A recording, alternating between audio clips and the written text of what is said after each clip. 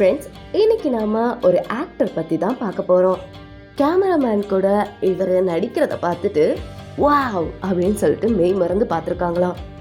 தற்காப்பு கலை படங்கள்ல பிரபலத்தை மிக உயர்ந்த நிலைக்கு கொண்டு சென்றவர்னே சொல்லலாம் இவர். ஃப்ரெண்ட்ஸ், இன்னைக்கு வீடியோல தற்காப்பு கலை சாம்பியன் ப்ரூஸ்லியை பத்தி தான் பார்க்க போறோம். ப்ரூஸ்லியோட ஷாட் பார்த்து கேமராமேனுக்கு கூட வியர்க்கிற அளவுக்கு அவரோட பஞ்சஸ் ரொம்ப ஃபாஸ்டா இருக்கும்னு சொல்லப்படுது. ப்ரூஸ்லி கலிபோர்னியாவின் சான் பிரான்சிஸ்கோல பிறந்தாரு. இருந்தாலும் அவர் 32 வயதிலேயே சந்தேகத்திற்கான சூழ்நிலையில இறந்துட்டாரு. ஆனா அவர் ரொம்ப சின்ன வயசுலயே பிரபலம் அடைந்தவர். ப்ரூஸ்லி யங் ஏஜ்ல ஹாங்காங்கோட தெருக்கள்ல விளையாடுவாராம். மற்ற குழந்தைங்க இவரை அடிக்கிறத வழக்கமா வச்சிருப்பாங்களாம். இதனால தன்னை காப்பாத்திக்கிறதுக்காக ப்ரூஸ்லி தன்னோட சில நண்பர்கள் கூட சேர்ந்து ஒரு குழுவை உருவாக்கினாராம். ப்ரூஸ்லியோட கும்பல் இருந்த எல்லா குழந்தைங்களும் கிட்டத்தட்ட அவரை மாதிரியே இருந்தாங்க. ஃபர்ஸ்ட்லாம் ப்ரூஸ்லி மற்றவங்கள தனியாக தான் அடிச்சாரு. ஆனால் இந்த கும்பல் உருவானதுக்கு அப்புறம் மொத்த கும்பலும் மற்ற குழந்தைங்கள அடிக்க ஆரம்பிச்சிட்டாங்க. ஒரு நாள் ப்ரூஸ்லி சண்டை போடும்போது ரொம்ப மோசமாக காயமடைஞ்சிட்டாரு. அந்த நிலைமையில அவரை பார்த்து தாயார் ரொம்ப மனசு கஷ்டப்பட்டாங்க. இதனால ஒரு சிறந்த தற்காப்பு கலைஞர்கிட்ட ப்ரூஸ்லியை அழைச்சிட்டு போனாங்க. அந்த தற்காப்பு கலைஞர் ப்ரூஸ்லியோட திறனை உணர்ந்து அவருக்கு தற்காப்பு கலைகளோட நுணுக்கங்களை கற்றுக் கொடுத்தாரு. இது ப்ரூஸ்லிக்கு உடனடியா எந்த நன்மையுமே கொடுக்கல. ஆனா அவர் அந்த வட்டாரத்துல நன்கு அறியப்பட்ட போக்கிரி ஆனாரு. ஒவ்வொரு நாளும் போலீசார் அவரோட வீட்டு வாசலுக்கு வர்றது வழக்கமாவே ஆயிடுச்சு. இதனால இவரோட பெற்றோர் இவர் மீது ரொம்ப கோபப்பட்டாங்க. ப்ரூஸ்லி கிட்ட எந்த முன்னேற்றமும் ஏற்படாததுனால போலீஸ்காரங்களுக்கு லஞ்சம் கொடுத்து ப்ரூஸ்லியோட அனைத்து வழக்குகளையும் முடித்து அவரை அமெரிக்காவுக்கு அனுப்பினாங்க. இதனால அவரு மருத்துவராக ஆனாரு. ப்ரூஸ்லி அமெரிக்கா சென்று கல்லூரியில அட்மிஷன் போட்டாரு. ஆனாலும் அவரோட மனசு அந்த தற்காப்பு கலையிலே சிக்கிக்கிட்டு இருந்தது. பின்னர் அவர் அமெரிக்காவில ஒரு குங்ஃபு பள்ளியை திறந்தாரு. இதனால அமெரிக்காவில வசிக்கிற சீனர்கள் மிகவும் கோபம் அடைஞ்சாங்க. ஏன்னா சீனர்கள் அல்லாதவர்களுக்கு தற்காப்பு கலைகளை கற்பிப்பது ஒரு குற்றம் அப்படின்னு நம்பினாங்க. இதுக்காக ப்ரூஸ்லி குற்றஞ்சாட்டப்பட்டாரு. ஒரு செய்திப்படி அப்போதைய பிரபல சீன அமெரிக்கரான ஓங் ஜாங் மான் அவரை தோற்கடிச்சா அமெரிக்காவில குங்ஃபு பள்ளி நடத்த முடியும் அப்படின்னு சொல்லிட்டு சவால் விடுத்தாங்க. ப்ரூஸ்லியும் சண்டை போட தயாராக இருந்தாரு. ப்ரூஸ்லி அவரை 1.5 இல்லைன்னா 2 நிமிஷத்துலயே தோற்கடிச்சதாகவும் அதுக்கப்புறம் அமெரிக்காவில பள்ளி திறந்ததுனால அந்த பள்ளியோட புகழ் அதிகரித்து வருவதாகவும் கூறப்பட்டுச்சு. ப்ரூஸ்லி ஒரு தற்காப்பு கலையை உருவாக்கினாரு. அதோட பேர் குனேடோ.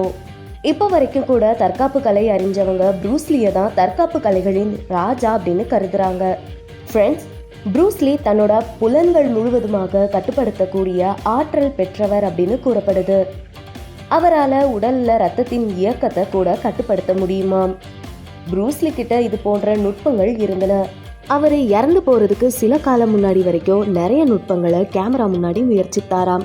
ஒருவேளை அந்த கேமரா படம் பிடிக்காம போயிருந்தா கண்டிப்பா யாருமே நம்பியிருக்க மாட்டாங்க. ஃப்ரெண்ட்ஸ், இன்னைக்கு ப்ரூஸ்லியோட சில நுட்பங்களை பத்தி தான் நான் உங்களுக்கு சொல்ல போறேன். Technique number 1. ஃப்ரெண்ட்ஸ், ப்ரூஸ்லி தன்னோட கண்கள்ல கருப்பு துணியை கட்டிக்கிட்டு சண்டை போடுறதுல ரொம்ப வல்லவராக இருந்தாராம். ஆக்சுவலா கண்ணை மூடிட்டு சண்டை போடும்போது ஒரு நபரோட உள்வரும் தாக்குதல்களை பார்க்கறது மட்டும் இல்லாம எதிர்வினையாற்றும் திறனையும் வெகுவாக குறைக்குது. இது உண்மையான போர்ல மிகவும் ஆபத்தான மற்றும் நடைமுறைக்கு மாறான தந்திரமாக அமையுது. கண்ணை மூடிக்கிட்டு இருந்தாலும் அவரு எதிரிகளை வென்றார். ஃப்ரெண்ட்ஸ், உங்களோட புலன்களை அனைத்தும் உங்கள் கட்டுப்பாட்டில் இருந்துச்சுன்னா மட்டும்தான் இது சாத்தியமாகும். உங்க கை எங்க, உங்க கால் எங்க, தலை எங்க, உங்க எதிரி உங்க கிட்ட இருந்து எவ்வளவு தூரத்துல நிக்கிறாரு, இந்த மாதிரி விஷயங்கள்லாம் நீங்க அந்த நேரத்துல கண்டிப்பா தெரிஞ்சிருக்கணும். ப்ரூஸ்லி தன்னோட புலன்களை கட்டுப்படுத்தி வச்சிருந்ததுனால அவருக்கு இது ஈஸியா இருந்தது. அவரு தன்னோட புலன்களை நன்றாக கட்டுப்படுத்தி வச்சிருந்தாரு. எந்த சூழ்நிலையும் தன் எதிரியின் செயல்பாட்டை மதிப்பிடும் வகையில தன்னை தயார்படுத்தி வச்சிருந்தாரு. ப்ரூஸ்லி ஒருவேளை தன்னோட எதிரி பஞ்ச் பண்ணாங்கன்னா உடனடியா பாதுகாப்பது எப்படி அப்படின்றது மட்டும் இல்லாம தன்னோட எதிரியை தாக்குறதும் எப்படி அப்படின்னு நல்லாவே அவருக்கு தெரியும். Technique number 2. ப்ரூஸ்லி தன்னோட பஞ்ச் வேகத்திற்கு மிகவும் பிரபலமானவர். ஃப்ரெண்ட்ஸ், ப்ரூஸ்லியோட உடற்தகுதி மற்றும் பலம் அவரது ஒழுக்கம் மற்றும் பயிற்சிக்கு அவர் கொடுத்த நேரத்தின் விளைவாகும். அதுக்காக அவர் வாரத்துல இருக்கிற ஒவ்வொரு நாளுமே தன்னை அர்ப்பணிச்சிருக்கிறாரு. பல பார்வையாளர்கள் அவரோட சக்தி மற்றும் வேகத்தை பார்த்து ஆச்சரியப்பட்டிருக்காங்க. அவர்களால அவரை நம்பவே முடியல. அவர் தனது எதிரிகளை பஞ்ச் பண்றதுக்கு பயன்படுத்திய வேகமும் சக்தியும் ரொம்ப பயங்கரமானதாகவும் ஆபத்தானதாகவும் இருந்தது. ப்ரூஸ்லி நார்மலா யூஸ் பண்ற பஞ்சிங் பேக்ஸை விட ரொம்பவும் கடினமானதை யூஸ் பண்ணிட்டு இருந்தாராம். பஞ்சிங் பேக் கடினமா இருந்தாலும் ப்ரூஸ்லி தன்னோட சில பஞ்சஸ்னால அந்த பஞ்சிங் பேக்ல ஒரு ஓட்டையை உருவாக்கிட்டாராம். 1976ஆம் ஆண்டு அமெரிக்காவில் நடந்த தற்காப்பு கலை கண்காட்சியில அமெரிக்காவில் பிறந்த தற்காப்பு கலைஞரான விக்டர் மோரை ப்ரூஸ்லி தோற்கடித்த காலம் கூட உண்டு. விக்டர் மோர் 4 முறை உலக சாம்பியனாக இருந்தார். அது மட்டும் இல்லாம அவருக்கு 10வது டிகிரி பெல்ட்டும் இருந்துச்சு. இதனால அவரு ப்ரூஸ்லியோட பஞ்சஸை ஈஸியா தடுத்துருவாருன்னு நினைச்சாங்க. என்னதான் அவரு இவ்வளவு வின் பண்ணிருந்தாலும் ப்ரூஸ்லியோட பஞ்ச் வேகத்தையும் வலிமையையும் விக்டர் மோரால புரிஞ்சிக்கவே முடியல. ப்ரூஸ்லியோட பஞ்சஸை தான் தடுக்கணும், அப்பதான் ப்ரூஸ்லி கிட்ட இருந்து தன்னை பாதுகாக்க முடியும். இருந்தாலும் அவரால் புரிஞ்சிக்க முடியல. Technique number 3. ப்ரூஸ்லி ரொம்ப ஃபாஸ்டா இருந்தாரு. 3 அடி உயரத்துல இருந்து தாக்குறதுக்கு 0.06 வினாடிகள் மட்டுமே ஆனது. அதே நேரத்துல 2 விரல்களால புஷ்அப்புகளையும் அவரால் செய்ய முடியும்.